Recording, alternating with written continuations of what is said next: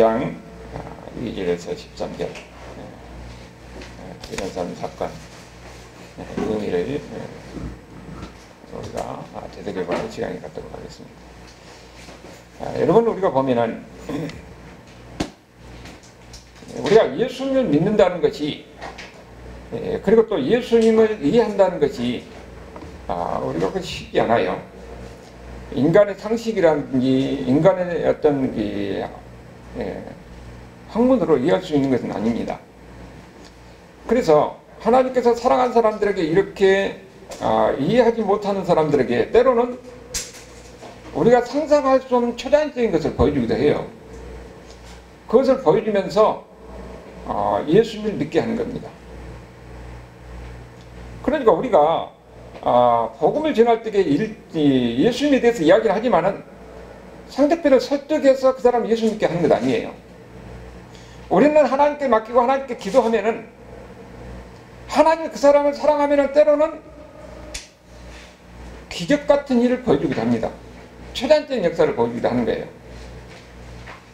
그것을 보고 예수님을 부인할 수 없게끔 하고 그 다음에 그 예수님을 믿고 따르게 하는 거예요. 오늘 여기에 우리가 보는 변호산 사건이 바로 그런 의미가 있어요. 이 변호산 사건은 우리가 보면 초자연적인 사건이잖아요. 그런데 그것을 보고 이해할 수 없는 그런 제자들에게 말씀하신 겁니다. 예수님이 누구인가 하는 것을 이야기해 준 거예요. 그리고 예수님을 따르고 예수님을 순종하라고 이야기하는 겁니다. 그것은 그 제자들 뿐만 아니라 오늘 우리에게도 이 기록을 통해서 우리에게 가르쳐 주는 건 뭡니까? 예수님을 믿는 사람들은 바로 예수님이 이런 분이다 하는 것을 우리에게 가르쳐 주면서 예수님을 믿게 하는 거지요. 오늘 이 말씀을 통해서 다시 한번 여러분이 예수님이 누군가를 확인하고 이것이 여러분의 신앙생활에 힘이 되고 그 다음에 소망이 되는 이런 은혜가 있기를 바랍니다. 아멘. 오늘 여기에 보면은 이 내용이 지금 베드로의 신앙 고백 이후에 이 변호산 사건이 나왔다는 것은 상당히 의미가 있는 거예요. 베드로의 신앙 고백이 보면은 예수님의 사역을 전개와 후기로 나온다고 그랬잖아요.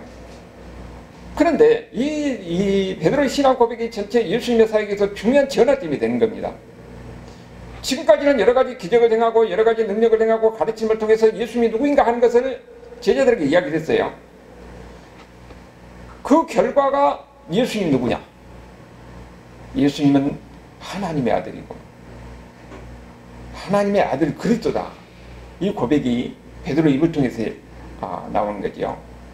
그러면 이제부터 그 예수님이 무슨 일을 하느냐 하는 것을 예수님께서 계속 가르칩니다. 예수님이 메시아고 우리를 구원하러 오신 구원자 하나님의 아들이라는 그런 고백이 있는데 예수님이 뭐라고 그래요? 그 하나님의 아들 메시아가 우리를 구원하러 온 구원자가 고난을 받고 십자가에 죽으시고 다시 부활한다는 거예요.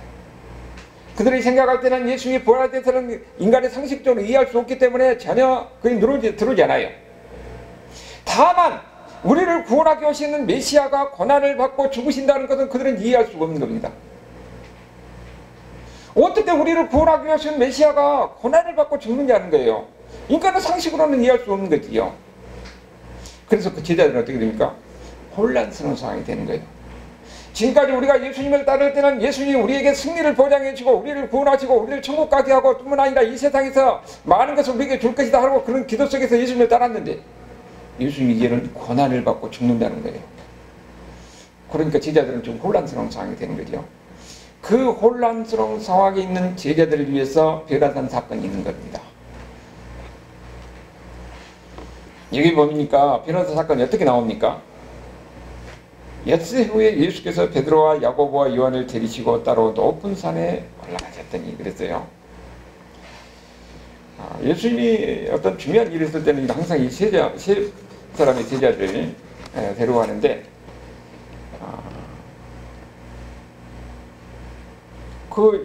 지금 이 산이 지금 높은 산이라고 그랬어요. 높은 산이 여기가 변호산인데 이 높은 산이 어딜까? 일반적으로 대체적으로는 이스라엘 평지에 있는 다볼산이라고 그래요. 한 700m 되는 산인데 거기 밥공기를 딱 엎어놓은 것 같이 다 평지인데 거기만 올라가니 산이 나와 있어요. 그래서 이 다볼산이라고 생각해서 다볼산 무게가 이 변화산 교회도 있어요. 그런데 우리가 생각할 때도 지금 가이사르 빌립보에서 이 다볼사까지 너무 멀어요. 그래서 그 가운데 근데 헐몬산인데 헐몬은 훨씬 만연설이 있고 훨씬 더 높은 산이지요. 그래서 대체적으로도 이 헐몬산일 것이다. 정확히 변화산이 어딘지를 모르면 헐몬산일 것이다 하고 그렇게 생각을 해요. 그런데 그 산에서 지금 어떤 사건입니까? 놀라운 사건이 일어나는 건데 그 놀라운 사건이 어떻게 일어나는 거 보니까 그들이 앞에서 예수님이 변형됐더라는 거예요. 그리고 9호 3절에 보니까 옷에서 광채가 나며 그야말로 더 이상 희게할 수 없을 만큼 하얀 그런 광채가 나더라는 겁니다. 여기에 대해서 다른 복음서에도 이 변화사 사건이 다 기록이 되어 있어요. 그러면 다른 복음서에서는 이 예수님의 변화된 그 광경을 어떻게 표현하겠는가 그걸 우리가 봐야 되겠죠. 누가복음 9장 32절에 보면 베드로와 및 함께 있는 자들이 깊이 졸다가 그렇게 제자들이 뭐라고 했어요? 졸고 있었다는 것을 알 수가 있죠. 졸다가 온전히 깨어 예수의 영광과 함께 선 두 사람을 보니 그랬어요. 그러니까 우리가 짐작할 수 있는 것은 밤일 가능성이 많아요. 그리고 거기서 제자들이 졸고 있는 겁니다. 그리고 9장 29절 보면 예수님이 기도하실 때 용모가 변했다고 그랬을 보니까 거기서 예수님이 기도하고 있었던 거지요. 그러니까 밤에 깜깜한 밤에 예수님이 기도하는 가운데서 예수님의 옷이 어떻게 됐다고요? 광채가 난 겁니다. 하얀 광채가 난 거예요. 그런데 예수님의 옷에서 광채가 난데 예수님의 옷에만 광채가 나는 게 아니라 누가복음 29장을 보면 용모가 변화되다고 했어요. 옷이 하얗게 되고 예수님의 얼굴이 변하는 겁니다. 그거에 대해서 마태복음 17장 2절에는 얼굴에서 해와 같이 빛난다고 그랬어요. 그러니까 얼굴이 그야말로 해 같은 광채가 나는 겁니다. 그리고 옷에서는 하얀 광채가 막 나오는 거예요. 여러분 그걸 상상해봐요. 아무 깜깜한 밤에 제자들이 번쩍 눈을 떠서 보니까 옷에서는 하얀 광채가 나오고 예수님의 얼굴에서는 해 같은 광채가 나오는 겁니다. 그러니까 제자들이 어쩌니까 좀 혼란스러운 상황이 되는 거죠. 이것이 무엇을 이야기해 주는가? 예수님의 얼굴에서 광채가 나고 예수님의 옷에서 하얀 그런 광채가 나는 것은 온전한 하나님의 영광이 예수님에 있다는 것을 보이는 겁니다. 광채가 나는 예수님이 누구인가를 보는 거예요. 앞으로 예수님께서 부활하셔서 다시 오실 때 그 예수님의 모습입니다.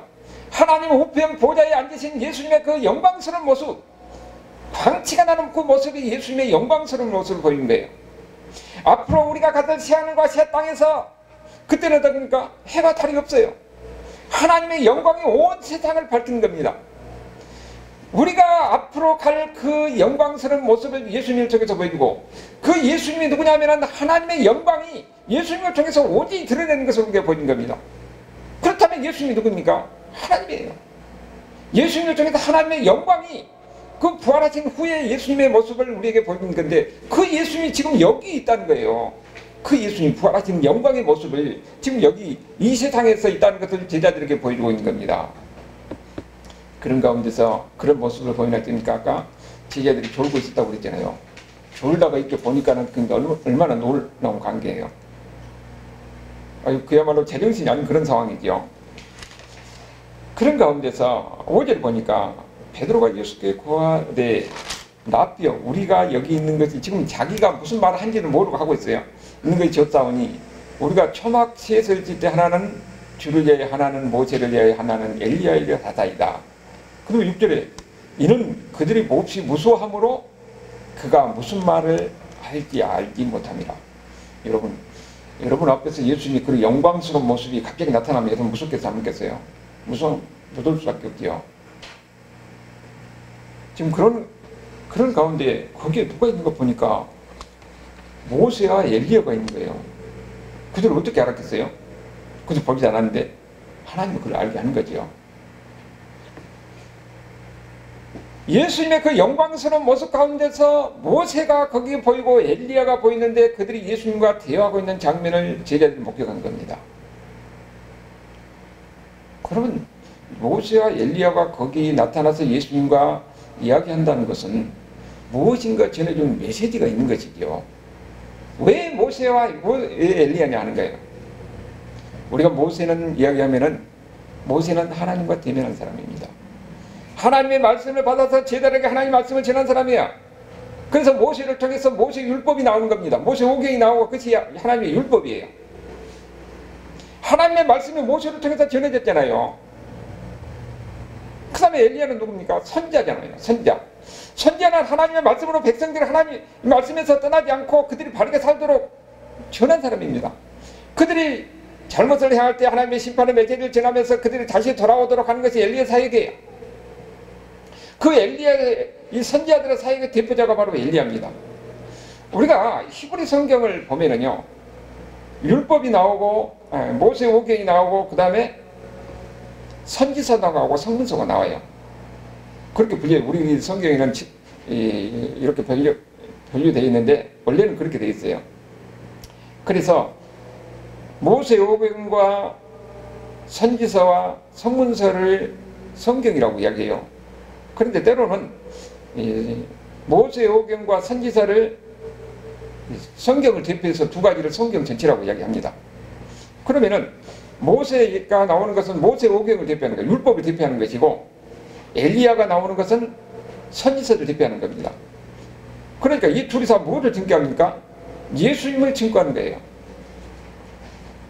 이 모세와 엘리야는 구약 성경을 대표하는 겁니다. 구약 성경이 바로 율법과 선지서예요. 그 율법과 선지서는 누구를 증거하느냐? 예수님을 증거하는 겁니다. 예수님을. 그렇게 성경의 초점은 다 뭐예요? 예수님에 관한 이야기입니다. 거기에 대해서 요한복음 5장 39절에 뭐라고 그랬습니까? 너희가 성경에서 영생을 얻을 줄 생각하고 성경을 연구하거니와 이 성경은 곧 내게 대하여 증언하는 것이다. 여기서 성경은 뭡니까? 구약 성경이에요. 성경 자체가 누구를 대해서 얘기한다고요? 예수님에 대해서 이야기하고 있는 겁니다. 그러니까 우리가 항상 이 초점을 어떻게 두고 성경을 봐야 했냐면은 구약 성경을 볼 때 항상 예수님의 초점을 두고 봐야 돼요. 예수님에 대해서 이야기하고 있으니까. 그런데 이 두 사람이 예수님과 함께 그 놀라운 광경 속에서 대화를 하고 있는 거예요. 그런데 그 대화를 하는데 그 대화하는 내용이 뭐냐? 여기는 나오지 않지만은 누가복음 9장 31절에 보면은 영광 중에 나타나서 장차 예수께서 예루살렘에서 별세하실 것을 말한다고 그랬어요. 장차 예루살렘에서 예수님께서 별세하실 것을 이야기한다고 그랬습니다. 이 별세란 말이 영어 성경에 보면은 엑소도스라고 나와요. 엑소도스. 엑소도스가 어디서 나오냐면은 출애굽할 때에 이스라엘 백성들이 애굽에서 나와서 어디로 갑니까?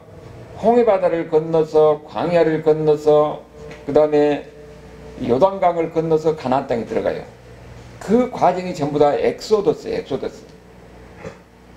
그리고 여기에 이 홍해바다를 건너고 요단강을 건너다는 것은 물은 죽음을 상징하거든요.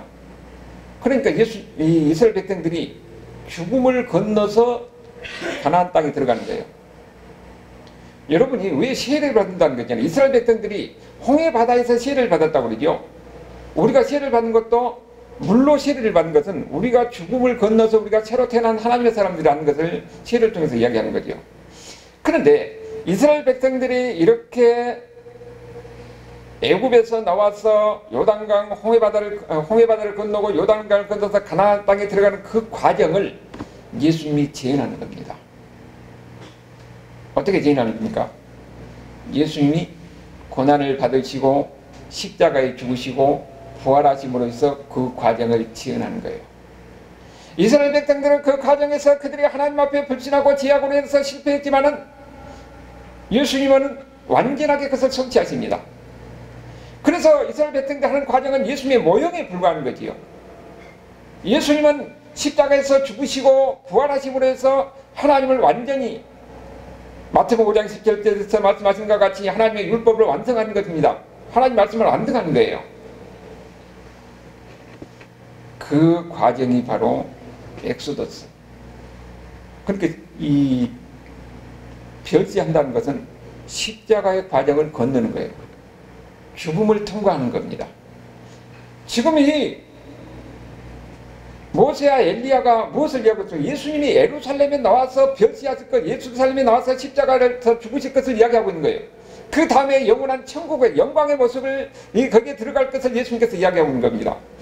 지금 여기 변화산 사건도 사실 보면은 베드로의 신앙 고백이 전제가 되어 있는 거거든요. 앞으로 영광을 보여주면서 우리가 갈 길이 무엇이냐 하는 거예요. 제자들에게 보여준 겁니다. 예수님의 이 변화산 사건을 통해서 엄청난 사건을 있잖아요. 그거를 보여주면서 이 영광에 들어가는 데는 그 다음에 어떻게 됩니까? 별시의 길을 건너야 된다는 겁니다. 십자가의 길을 건너야 된다는 것을 우리에게 보여주는 거예요. 그러면은 왜 이렇게 예수님의 영광을 보여주냐? 여러분, 우리가 구약 성경에 보면은 하나님의 영광이 나오는 장면이 몇 군데 나옵니다. 제일 처음에는 어디가 나오냐면은 출애굽한 이스라엘 백성들에게 하나님이 성막에 대해서 구체적인 식양을 말합니다. 그래서 우리가 성경에 보면은 이 몇 자, 몇 인치 막 이렇게 정확하게 이렇게 나오잖아요. 그것이 성막을 만들고 덮개를 만들고 이런 과정이에요. 그리고 그것뿐만 아니라 제사장의 옷도 예수님께서 하나님이 정확하니 말씀하세요.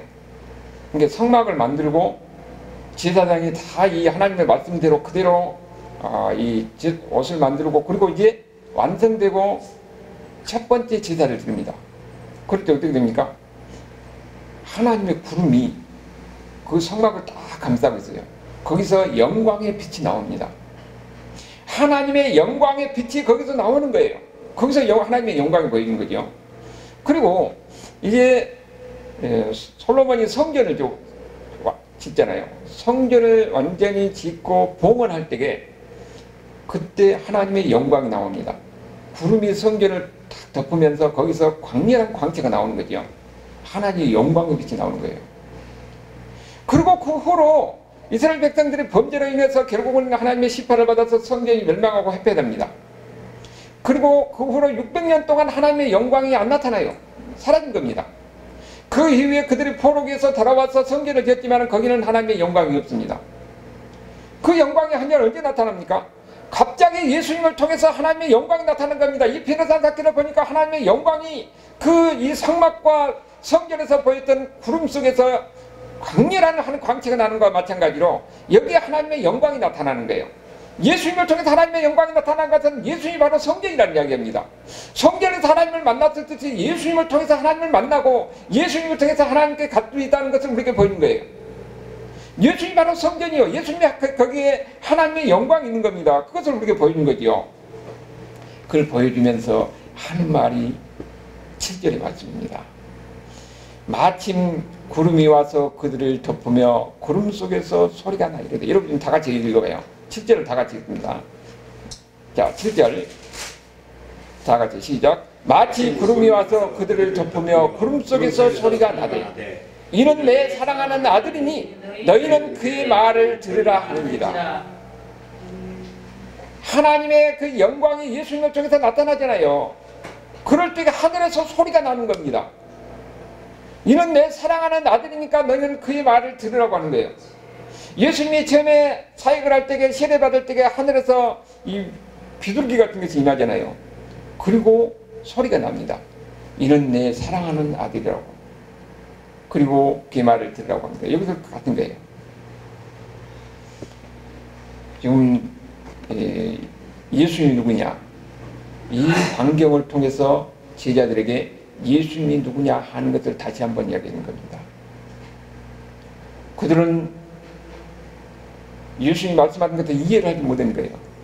이런 놀라운 사건을 통해서 예수님이 바로 하나님의 영광이, 여기에 하나님의 영광이 있고 여기서 이 예수님이 성막이고 성전이고 예수님을 통해서 하나님을 만날 수 있다는 것을 우리에게 보여준 거지요. 그런데 그렇기 때문에 그 예수님의 말을 들어야 된다는 겁니다. 예수님이 하나님이고 예수님이 하나님의 영광이 그였기 때문에 하나님의 말씀을, 예수님의 말씀을 들어야 된다는 것을 제자들이 이야기하는데 그 제자들이만이 아니라 우리에게도 마찬가지예요. 이미 모세를 통해서 그 이야기를 했습니다. 나와 같은 선자가 너희들 중에서 한 사람이 나올 텐데 너희는 그의 말을 들으라 하는 것이 신명기 18장 15절에서 말씀하는 거예요. 거기 보니까 뭐라고 그랬습니까? 내 하나님 여호와께서 너희 가운데서 내 형제 중에서 너를 위하여 나와 같은 선지자 하나를 일으키시니 너희는 그의 말을 들을지니라. 모세가 뭐랍니까? 나와 같은 선지라고 그랬어요. 근데 그 위에 수많은 선지자가 나왔지만은 모세와 레벨이 다릅니다. 모세는 어떤 사람이에요? 하나님과 대면한 사람이에요. 하나님의 말씀을 받은 사람입니다. 그리고 이 모세를 통해서 하나님의 율법이 전해졌지요. 그러니까 다른 선지라고 다른 겁니다. 그래서 그들은 어떻습니까? 모세와 같은 선지자를 기다리는데 이스라엘 백성들이 나라가 다 망하고 제사장도 없고 선지자도 없고 그런 왕도 없고 그런 가운데서 이제는 그들에게 희망은 뭡니까? 모세가 말한 모세와 같은 선지자를 기다립니다. 그래서 그것을 디프라핏이라고 그래요. 그 선지자, 유일하신 그 선지자, 그분이 와서 우리를 구원할 것이라는 그런 기대가 이스라엘 이 후반기에 가서 그들을 기대하는 거예요. 그래서 이 메시아 대망사상이라고, 그때 이스라엘이 다 망하고 포로로 와서 그 메시아에 대한 기대가 강해요. 그럴 때에 세례요한이 나타났을 때 하나님 말씀을 전하잖아요. 그때 사람들이 뭐래요? 당신이 이미 약속된 그 선지자냐? 그때 세례요한이 뭐라고 하니까 나는 그 선지자가 아니다. 오히려 나는 그 메시아가 오는 길을 예배하는 사자에 불과, 엘리야 같은 사자에 불과하는 것이지 나는 그의 신발을 끈을 풀기도 감당할 수 없는 이런 사람이라고 얘기합니다. 그리고 예수님이 왔어요. 예수님이 와서 많은 사역을 행합니다. 오병이의 기적을 행하는 거예요. 그야말로 상상할 수 없는 일을 하는 겁니다. 수많은 사람들을 기적의 양식으로 먹이는 거예요. 그럴 때 사람들이 뭐라고 그럽니까? 저분이 바로 그 선지자다. 그렇게 얘기를 해요. 그것뿐만 아니라 요한복음 곳곳에서 보면은 예수님이 바로 그 선지자라는 것을 이야기합니다. 예수님이 가르치고 예수님이 능력을 행하고 하니까 이분이 바로 그 선지자, 우리를 구원하기 위해서 모세가 말한 그 선지자 하는 것을 이야기하는 거예요. 요한복음 6장 14절에서 보면은 그 사람들이 예수께서 행하신 그 이 표적을 보고 말하되 이는 참으로 세상에 오실 그 선지자라. 예수님께서 행하신 이런 기적, 예수님께서 행하신 이런 것을 보고 이분이 약속된 그 메시아라고 그렇게 이야기하는 거죠. 요한복음 7장 40절에도 이 말씀을 들은 무리 중에서 어떤 사람이 이 사람이 참으로 그 선지자라 하는 거예요. 이미 모세가 뭐라고 했습니까? 나와 같은 선지자 그가 하나님이 보낼 것인데, 그러니까 이스라엘 백성들에게 지금 자기를 구원하기 위해서 그 선지자가, 모세가 말한 약속의 선지자가 왔어요. 그러면은 뭐라고 했습니까? 모세가 말했으니까 모세가 말하기를 그 선지자의 말을 들으라고 그랬어요. 그렇다면 그들이 그 선지라면 이스라엘 백성들이 그 예수님의 말을 들어야 되잖아요. 그런데 그들은 듣지 않고 예수님을 어떻습니까? 죽입니다. 바로 예수님이 누구냐? 모세가 말한 그 선지자. 오늘 하나님께서 이 놀라운 광경을 보여주면서 옷에서 광채가 나고 얼굴에서 햇빛 같은 이런 광채가 나는 이 광경을 보여주면서 뭐라고 그럽니까? 이분이 하나님의 아들이라는 거예요.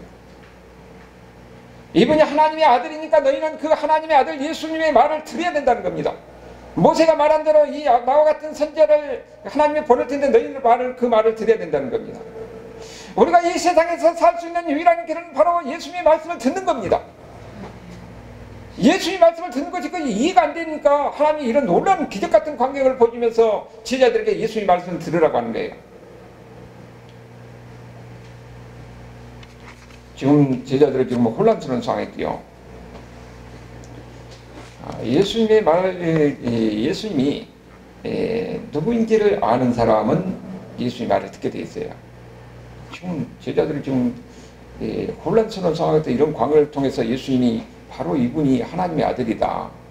그리고 우리를 구원하기 위해서 메시아라는 것도 보여주면서 너희는 그 말을 들으라고 그랬잖아요. 우리도 마찬가지예요. 이것은 제자들만이 아니라 우리도 마찬가지입니다. 누가 예수님 말을 듣습니까? 예수님이 누구인지 아는 사람이 예수님 말을 듣는 거예요. 우리에게 그러니까 성경에서 제일 중요한 것은 예수님이 누구냐 아는 것을 중요한 겁니다. 예수님이 누구냐?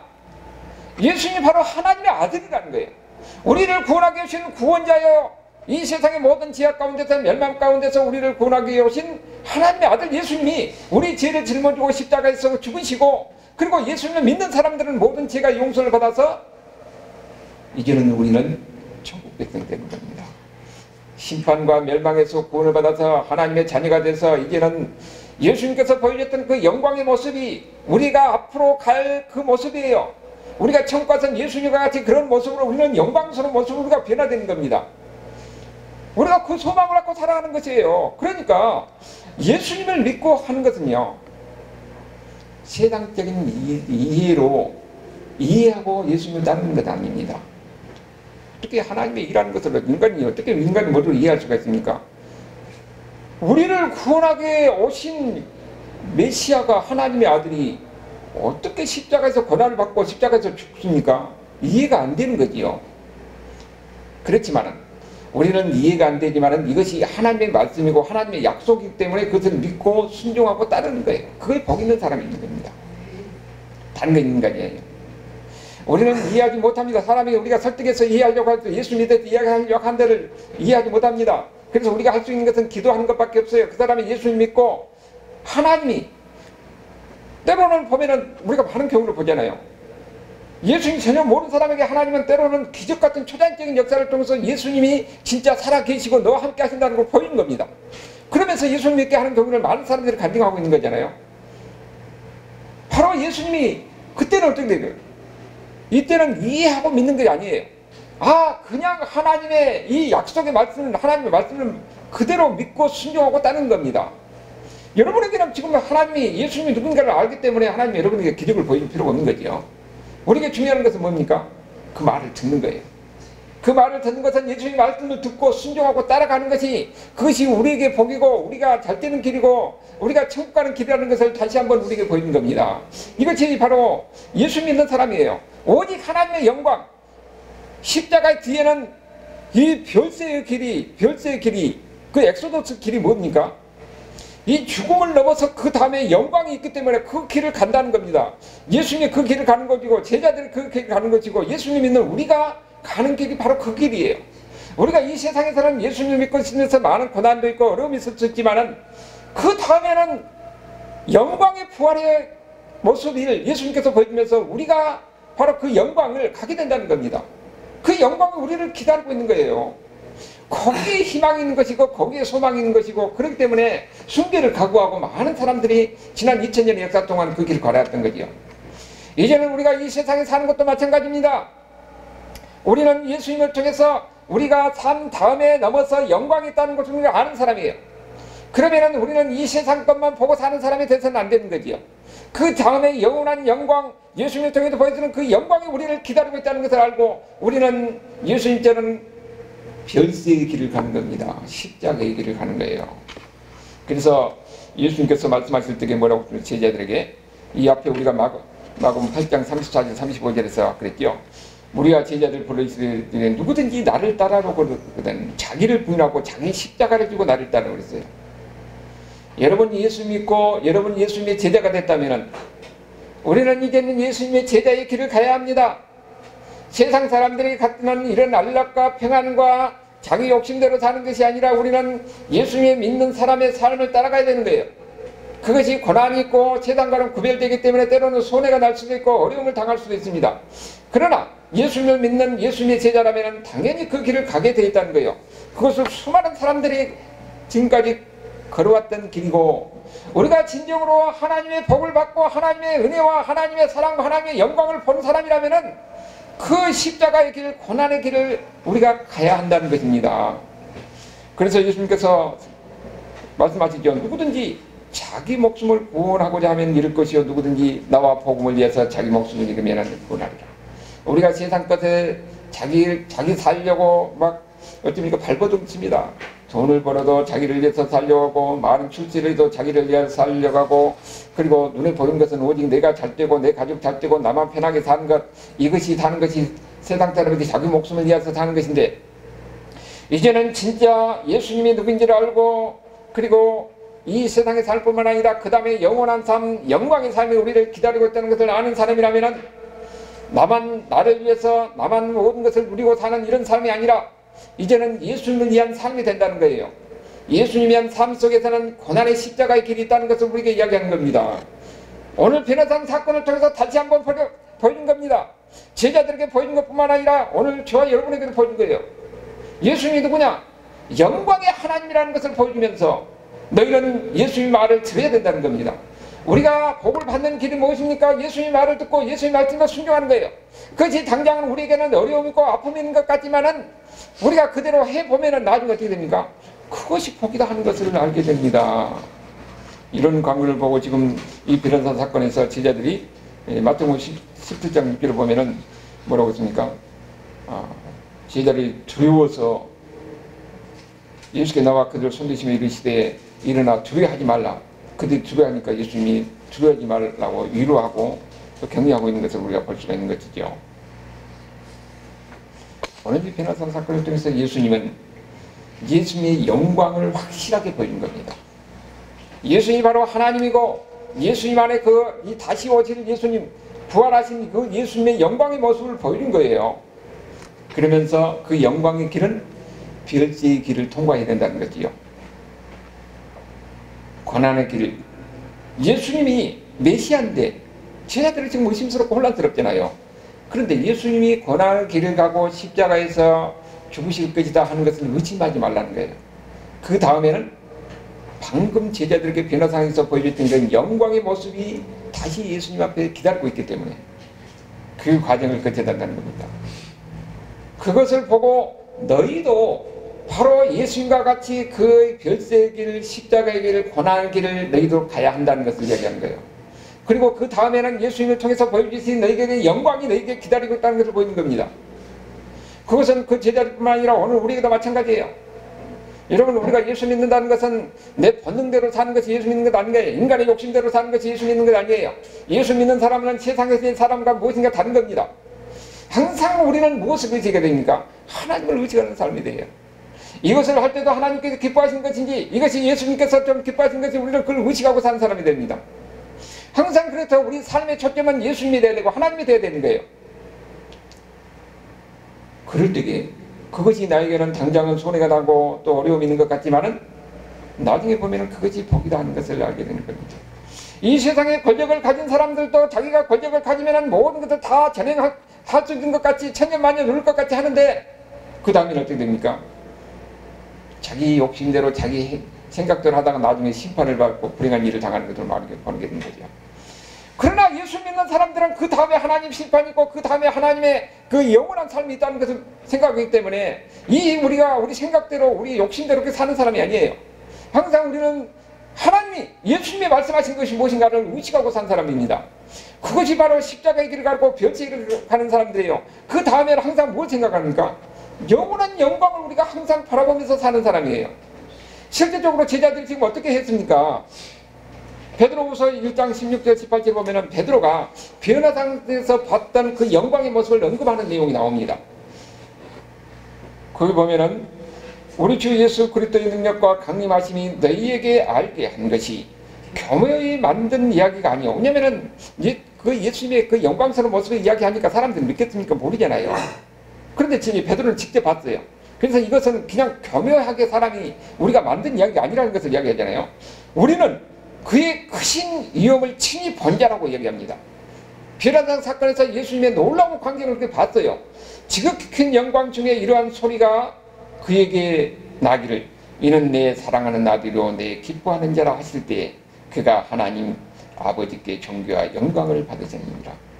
이미 하늘에서 난 소리를 들었습니다. 이는 하나님의 이 아들, 내 아들이라고, 그리고 내가 기뻐하는 자라고 하나님이 확인해 주는 것이잖아요. 그래서 이 소리는 우리가 그와 함께 거룩한 산에 있을 때, 변화산 사건이요, 하늘에서 난 것을 들은 것이다.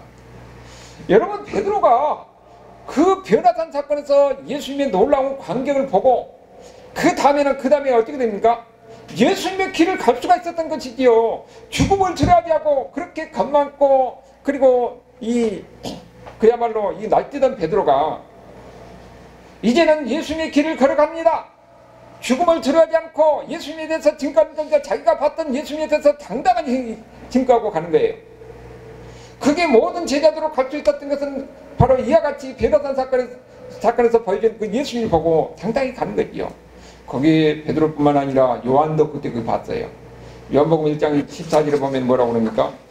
말씀이 육신이 되어 우리 가운데 그 아침에 우리가 그의 영광을 보니, 그 영광이 바로 변화산 사건에서 받은 영광이에요. 변화산에서 변화된 그 하나님의 예수님의 그 영광의 모습을 봤어요. 보니 아버지의 독생자의 영광이요 은혜가 진리가 충만하더라. 여러분, 요한은 다른 제자들과 바울과 본같이 다른 모습으로 봤어요. 어떻게 보느냐? 다른 이 기록에 보면은 전부 다 십자가 있고 그 다음에 영광이, 십자가를 지나면 그 다음에 영광이 있다고 율법적으로 보는 거죠. 바울도 그렇게 보고. 그런데 요한은 그 십자가에 다지신 예수님이 바로 영광의 보좌라고 그렇게 본 겁니다. 십자가가 영광이라는 거예요. 오늘 우리는 요한이 봤던, 우리가 봤던 이 십자가의 삶이 그게 바로 영광의 삶이라는 것을 우리에게 보여준 겁니다. 보면은 예수님의 그 고난의 자리가, 고난 중에 있는 그 자리가 예수님의 영광을 보여준 자리예요. 여러분, 우리도 보면은 우리가 예수 믿는 사람으로서 예수님의 그리스도인의 빛이 언제 납니까? 내가 성공할 때가 아니에요. 내가 어려움을 당하고 고난 중에 있을 때에 거기서 예수님의 영광의 빛이 나타납니다. 그리스도의 상단, 그리스도인의 삶의 모습이 나타나는 거예요. 우리가 예수님 언제 이해합니까? 내가 성공할 때 예수님 이해하는가요? 아니에요. 내가 힘들고 어렵고 처절한 절규하는 가운데서 고난 중에 있을 때에 예수님을 더 이해하게 되는 겁니다. 그렇기 때문에 우리는 어떤 사람들이냐? 우리는 세상의 모든 것을 보고 세상의 관점으로 사는 사람이 아니에요. 예수 믿는 사람들은 이제는 전혀 다른 관점을 가져야 됩니다. 세상이 알기보다는 이 영광스러운 예수님의 모습, 부활의 예수님의 모습을 변화산에서 보여준 제자들 과는과 같이 우리는 이제는 그 모습을 우리는 아는 사람입니다. 그렇기 때문에 항상 우리는 무엇을 의지하고 살아야 됩니까? 우리가 그 다음에 갈 영원한 영광의 모습을 보면서 소망을 갖고 살아야 되는 거예요. 내가 이 세상에서 지금 살고 있는 것이 힘들고 어렵다 할지라도 하나님은 우리를 버린 것이 아니고 우리에게는 더 나은 세상이 우리를 기다리고 있기 때문에 이 세상에서 우리가 사는 삶은 잠시 잠깐이라는 이런 이 생각 속에서 얼마든지 이겨낼 수가 있는 겁니다. 견뎌낼 수가 있는 거예요. 그렇기 때문에 우리는 지금 어떻게 사는 사람이냐? 항상 하나님을 바라보고 천국을 바라보는 사람이 되어야 됩니다. 그래서 요한복음 8장 12절에 예수께서 또 말씀하여 이르시되 나는 세상의 빛이니 나를 따르는 자는 어둠에 다니지 아니하고 생명의 빛을 얻으리라고 그랬습니다. 예수님을 따르는 길은 뭡니까? 십자가의 길입니다. 십자가의 길을 가는 사람들에게는 뭐가 있다고요? 생명의 빛이 있다는 겁니다. 우리는 이 세상만 보고 사는 사람이 아니에요. 다른 사람은 모르지만 예수 믿는 사람들은 그 다음에 영원한 영광이 있다는 걸 보는 사람이에요. 우리가 그래서 이 세상에 살면서 십자가의 길을 가는 그 삶이 당장은 제 사람들이 볼 때는 어려움이고 힘들고 또한 고통스러운 삶이 같이 보이지만은 오히려 하나님의 지혜 가운데서는 그런 삶을 통해서 오히려 우리가 예수님을 경험하게 하고 하나님의 사랑이 무엇인가를 알게 하고 그리고 또 예수님에 대해서 더 천국에 대한 소망을 갖게 하는 겁니다. 그것이 여러분을 향해서 복이 되기 때문에 그런 겁니다. 이런 가운데서 금년 2024년 한 해에 하나님의 그 영광의 모습을 바라보면서 우리의 모든 어려움과 환난을 극복해 나가는 이런 하나님의 가정들, 하나님의 사람들이 될 수 있기를 주님으로 축원합니다. 아멘.